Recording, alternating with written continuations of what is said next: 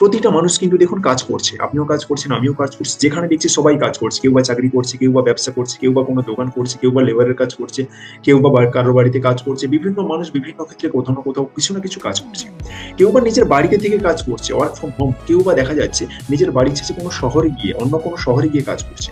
কেউ বা দেখা যাচ্ছে নিজের শহর ছেড়ে অন্য কোনো রাজ্যে গিয়ে, আদার স্টেটে গিয়ে করে কাজ করছে। কেউ বা নিজের দেশ ছেড়ে বিদেশে গিয়ে কাজ করছে। সবার উদ্দেশ্য কি? মাই ডিয়ার ফ্রেন্ড, সবাই কেন এত কষ্ট করছে? সবাই কেন কষ্ট করছে এটা আমরা যদি একবার ভেবে দেখি, যে প্রতিটা মানুষ আজকে কাজ করছে, সবাই কাজ করছে, ঘরে বাইরে বিভিন্ন ধরনের কাজ করছে, কিন্তু কেন? কেন সবাই কাজ করছে? কারণ প্রতিটা মানুষের কাজ করার পেছনে একটা উদ্দেশ্য রয়েছে। কি সেই উদ্দেশ্য? সেই উদ্দেশ্য হলো হ্যাপিনেস, অর্থাৎ সুখ, অর্থাৎ ভালো থাকা।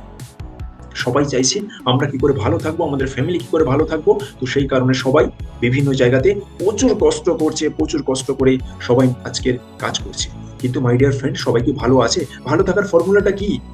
কেউ কোনোদিন আমাদেরকে শেখায়নি যে ভালো কিভাবে থাকতে হয়। মাই ডিয়ার ফ্রেন্ড, আমি আপনাকে শেয়ার করতে চলেছি ভালো থাকার ফর্মুলা। আপনিও 100% আমার বিশ্বাস আপনি আমার সাথে একমত হবেন। কারণ ভালো থাকার ফর্মুলা হচ্ছে হেলথ প্লাস মানি প্লাস ফ্রিডম।